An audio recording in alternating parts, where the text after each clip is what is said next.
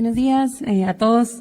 Voy a hacer las preguntas y ustedes consideran quién es el que tendría que responderlas. Son 4. Que estas 17 consultorías, ¿por qué fueron contratadas? Si me pudieran ampliar esto. En total, entiendo yo, apunté aquí que fueron 8.6 millones entre 2022 y 2023 en los que se gastó en estas consultorías. Solo si me pudieran corroborar este dato.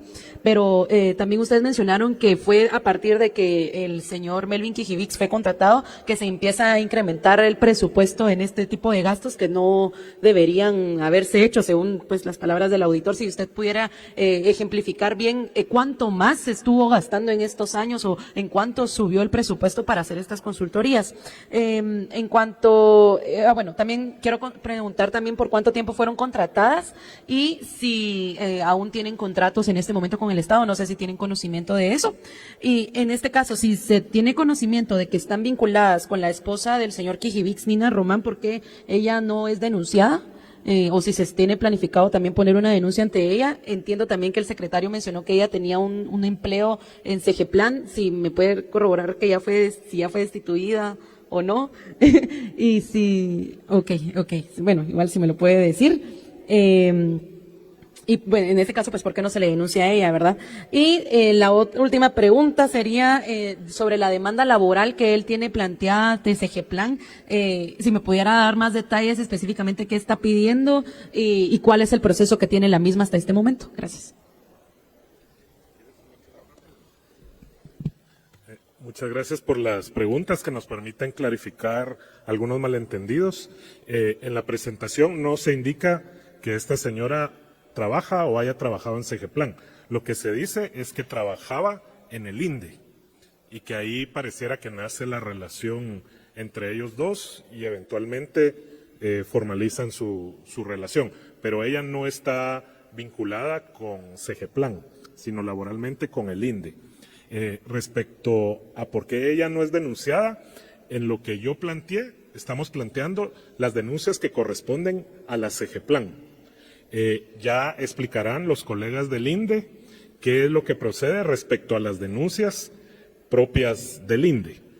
Eso para clarificar que son dos denunciantes, dos tipos de denuncia, lo que ocurre en el ámbito de Segeplan y lo que ocurrió en el ámbito del INDE. Y finalmente la pregunta de la demanda laboral del señor Kijivix contra Segeplan, pues como ustedes saben, generalmente en derecho laboral, pues generalmente los jueces tienden a favorecer a los trabajadores. Lo que él está planteando es que se le pague, ¿verdad?, sus prestaciones. Como les mencioné, un requisito para pagar prestaciones es que haya una solvencia, que algún empleado de Segeplan con la autoridad suficiente puede firmar para proceder con los pagos. Nadie en Segeplan ha querido firmar esa solvencia, porque nadie lo conoció, nadie sabe qué hacía, entonces nadie se quiere asumir esa responsabilidad. Y de hecho esa fue como la alerta que generó en nosotros profundizar en la investigación del caso. Por eso correrá su debido proceso y generalmente Segeplan delega en la Procuraduría General de la Nación la representación en estos litigios laborales. Gracias, señor secretario. Continuamos o escuchamos al licenciado, por favor. Sí, buenos días. Voy a tratar de dar respuesta a las 4 preguntas. Son 16 consultorías, confirmando. Son 8.6 millones de quetzales para 8 empresas relacionadas. El tiempo promedio de consultoría era de 60 a 90 días, pero vamos a ver casos bien puntuales, como por ejemplo, una que se adjudicó el 12 de diciembre y el 28 de diciembre ya estaba siendo entregada el producto con la factura para el cobro respectivo. Y hay que contar ahí ese espacio del periodo de Navidad. Entonces, prácticamente fueron como 8 días hábiles que supuestamente se formuló y se elaboró la consultoría. Las consultorías en general van enfocadas a temas de software informáticos y de estudios energéticos. Otra cuestión también es en el tema de presupuesto. Coincidentemente en el INDE no se había dado ese tipo de contrataciones, ni mucho menos a esas empresas. Y actualmente, de acuerdo al registro de Guatecompras, esas empresas no tienen ningún contrato vigente con ninguna entidad de gobierno. Jorge García. Gracias, licenciado. Antes de continuar, solicitamos, por favor, su comprensión. Una sola pregunta para agilizar esta conferencia de prensa. Le damos la palabra a Brainer Ruiz de Alba Visión. Buenos días, funcionarios. Mi pregunta es para el director ejecutivo de la Comisión Nacional contra la Corrupción. Solicitando la información en el tablero de denuncias, ¿podríamos confirmar que esta sería la denuncia 170 o 169? Y si me podría confirmar si esta sería la primera denuncia para el expresidente Alejandro Yamatei. Gracias. Correcto. Respecto al tablero, es una actualización mensual que se realiza. Esta estaría más allá de las 169, que no son 170, sino que actualmente son más de 170. En la siguiente actualización se puntualiza y efectivamente está dirigida al señor ex presidente y es la que tenemos registrada con esa característica. Gracias, señor comisionado. Continuamos con Sofía Araujo de TVGT Noticias. Señor comisionado, tengo una pregunta para usted y luego una para el secretario. Tomando en cuenta el esquema investigativo que usted realizó con el señor Kijibix y todo para poder presentar esta denuncia, ¿se ha pensado realizar lo mismo o hacer la misma investigación para la señorita Michelle que trabaja en el Ministerio de Finanzas? Se le ha relacionado sentimentalmente con el diputado Samuel. ¿Se ha pensado en eso, tomando en cuenta que ustedes pues también evalúan, digamos, que no haya tráfico de influencias y todo este tema? Pues este caso fue muy sonado en redes hace unas semanas, ¿verdad? Esa sería la primera, y tengo una para el secretario. Sé que dijeron solo una, pero sí quiero extenderle una nueva al secretario. Gracias. Es importante hacer algunas precisiones y gracias por la consulta, porque en compañía de sus colegas se puede establecer. En primer lugar, hay que establecer que la Comisión Nacional no lleva a cabo investigaciones, las llevan a cabo las propias entidades a través de sus órganos de control interno. Esa es una muestra de que los órganos de control interno sí funcionan bajo el esquema de un gobierno transparente y da los resultados que hoy estábamos viendo. Y el otro tema, pues también es muy importante aclarar que un patrón de corrupción sistemática, planificada, como lo hemos visto, debe de ser entendido y la atención y el estudio y el escrutinio debe estar dirigido a la gravedad de este patrón de corrupción, tema que no tiene paralelo con la información que usted comenta, que fue en redes sociales, en donde lo que yo pude constatar, esto fuera de investigación y reitero por lectura de redes sociales, es de que era la incorporación de una profesional con altos méritos de preparación, quien había optado por brindar un servicio público dentro del Ministerio de Finanzas Públicas, ¿verdad? Gracias, señor comisionado. La pregunta al señor secretario. Secretario, mi otra pregunta es en relación pues a los comentarios vertidos por un premio Nobel en Economía, el señor Robinson. Él incluso fue invitado de Fundesa hace unos años a una de las presentaciones de NADE, donde él dice que Guatemala es un país sin Estado. Esto pues fue en contexto de la pregunta que él se le hacía, ¿verdad? Porque en Estados Unidos, que están previo a la campaña electoral allá, pues se mencionaba sobre pues políticas libertarias, de mayor inversión, pero él menciona que Guatemala es un país sin Estado. Llama la atención porque él es un premio Nobel en Economía. No sé si ustedes han analizado la entrevista, tuvieron acceso a ella y ver por qué él vierte esa opinión a nivel internacional. Gracias, Sofía. Y de hecho, es una muy buena oportunidad para el pueblo de Guatemala poder leer el libro ¿Por qué fracasan las naciones? Es una obra insigne. Obviamente, importantemente, su autor fue galardonado con el Premio Nobel de Economía y sus conclusiones alrededor de Guatemala han sido expuestas no solamente en esa entrevista, sino anteriormente. Históricamente sabemos que este Estado ha sido abandonado y ha sido objeto de las intenciones no afortunadas de una minoría corrupta que ha tratado de desviar el desarrollo de este país, de su pueblo. A manera que yo creo que usted posiciona un tema muy importante, reflexionar alrededor de las conclusiones de Robinson y Acemoglu alrededor de por qué los estados fracasan, ¿no? Y por qué Guatemala hoy no puede ser un estado plenamente desarrollado, próspero, donde todos los guatemaltecos tengan el mismo acceso a las oportunidades que como seres humanos merecemos. Así que yo creo que la reflexión es, si no lo han hecho, lean el libro Why Nations Fail, ¿Por qué las naciones fracasan? Y yo creo que esas reflexiones tienen que llevarnos a tomar mejores medidas para fortalecer el Estado de Guatemala y ponerlo al servicio de la población. Gracias, señor secretario. Continuamos con Ashley Monzón de TV Azteca.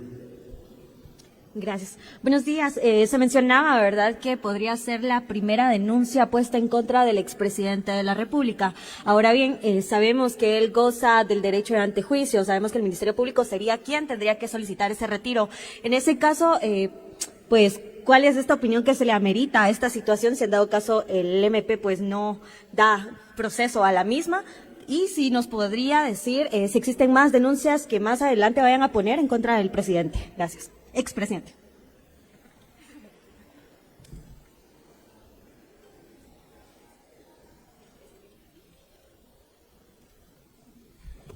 Sí, al respecto, pues es un tema procedimental que las áreas jurídicas lo están haciendo. Algo muy importante es de que fue la indagación que se realiza la que lleva a este punto donde de ahí se derivan las contrataciones. Entonces, efectivamente, se debe de agotar un proceso de antejuicio que le corresponde en el marco de la Diputación al Parlamento Centroamericano que ejerce, en donde la parte del Ejecutivo, y esto quisiera enfatizarlo, corresponde realizar investigaciones a través de sus órganos de control interno suficientemente documentadas, y este es otro caso en donde yo les puedo trasladar de que el expediente o la denuncia que se está presentando tiene los elementos suficientes en casos anteriores para deducir las responsabilidades y en el presente caso para solicitar el retiro de las inmunidades que correspondan, ¿verdad? Gracias, señor comisionado. Continuamos con... hay una repregunta, señor comisionado. Solo para confirmar, ¿podría estar involucrado en más casos que están en proceso ustedes de revelar? Gracias. La comisión, como le comentaba, no lleva a cabo investigaciones, sino que se reportan. Entonces, en el momento que tengamos conocimiento al respecto, pues la dinámica sería similar a esta, en donde se hace de conocimiento, información de investigaciones en curso, no tenemos en la Comisión Nacional. Gracias por su amable respuesta, señor comisionado. Continuamos con Dalia Mendoza, del diario La Hora. Buenos días a todos. No sé quién me lo podrá responder, pero son más de 180 denuncias, indicaron, de denuncias penales por corrupción. ¿Cuántas de estas han evolucionado? ¿El Ejecutivo estará querellándose en los casos que avancen dentro del sistema de justicia para constatar que de verdad se lleven a cabo y se detenga a las personas involucradas en estos casos? Gracias. El dato que tenemos a finales del mes anterior es que el 20% de las denuncias presentadas han sido desestimadas, mientras que el resto de investigaciones o no avanzan o tienen un nulo y muy lento progreso dentro del Ministerio Público. Como lo hemos expuesto en diversas oportunidades, el papel del Ejecutivo, pues ya hacía referencia a la pregunta anterior, además de presentar denuncias suficientemente fundamentadas, también consiste en el seguimiento a esos procesos. Los casos que son desestimados, se presenta una oposición, que es decirle a un juez que no estamos de acuerdo con esa desestimación, y se han obtenido pronunciamientos judiciales en donde se ordena continuar con la investigación. Ese es el papel. Ahora, en cuanto al proceso penal, el Estado de Guatemala es el denunciante que asume esa figura dentro de los procesos que normalmente pues tienen la característica que es un perjuicio a la administración pública. Gracias, señor comisionado. La última intervención es de Erika Manuel, de Radio Punto. Muy buenos días, autoridades, mucho gusto. Yo tengo un par de preguntas y quisiera saber quién me pudiera contestar. ¿Qué pasará con la plaza que ustedes informaron ahora? ¿Cuál es el destino que va a tener y cuál es el monto exacto que se le fue entregado en salarios a esta persona que estuvo liderando el directorio del INDE? Y también serán embargadas las cuentas de los involucrados, en este caso, como mencionaron, que van a estar realizando las denuncias respectivas ante las autoridades competentes, y si las cuentas de los involucrados van a estar solicitadas, se les haga un embargo. Y por último, ¿cómo afectó esta suma millonaria que fue que se salió de control, ¿verdad?, por la corrupción que estuvo dentro de esta institución, y si ese valor afectó al precio de la energía eléctrica en nuestro país? Gracias. Muchas gracias por la pregunta. Respecto a la plaza que fue creada, que es en renglón 022, Nosotros desde que llegamos a la institución, la plaza ya estaba creada y como ustedes vieron en la presentación, tiene una serie de funciones que básicamente es una plaza para ayudar en la coordinación del despacho. Pero el señor Kijivix nunca ejerció esas funciones. Lo que hemos hecho en esta administración, dado que la plaza ya estaba creada, fue buscar un perfil adecuado para esa plaza y esa plaza ha estado ocupada y ha estado cumpliendo las funciones para las cuales se creó. Y los que estamos yendo a representar a CEGEPLAN, a las juntas directivas de múltiples instituciones autónomas, semiautónomas y descentralizadas, somos las autoridades de CEGEPLAN, no las personas que ocupan, en este caso, un renglón 022, que es una persona que facilita la coordinación del despacho. Así que la plaza en sí la hemos mantenido, pero no es ahora una plaza fantasma, sino que está ocupada y la persona que la ejerce está cumpliendo con sus funciones.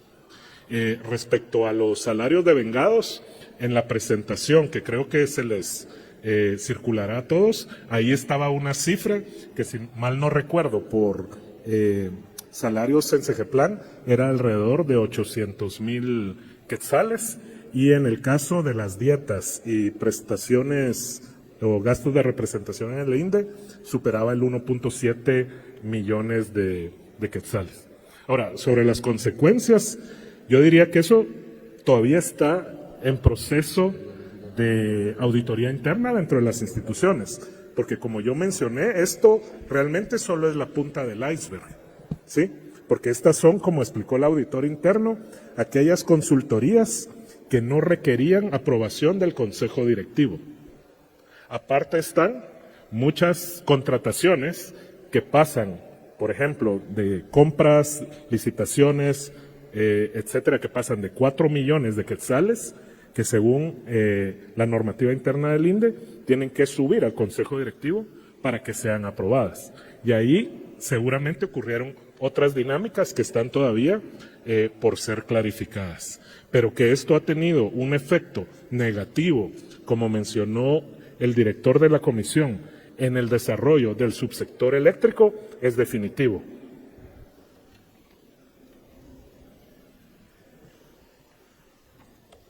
Bueno, con eso damos ya por concluida la conferencia de prensa. Yo solo quiero enfatizar este último comentario o reflexión del secretario, y es los efectos que la corrupción tiene en la población guatemalteca, en el pueblo de Guatemala. Estas decisiones definitivamente contribuyen o contribuyeron a por qué hoy no podemos hablar de un subsector eléctrico plenamente desarrollado, transparente y eficiente, ¿verdad? Cuando las instituciones se ponen al servicio de particulares y no de la gran mayoría, y no de la población, eso repercute definitivamente en la calidad de vida de nuestros conciudadanos. De manera que esa creo yo que es la reflexión alrededor de este y otros casos de corrupción que se han presentado.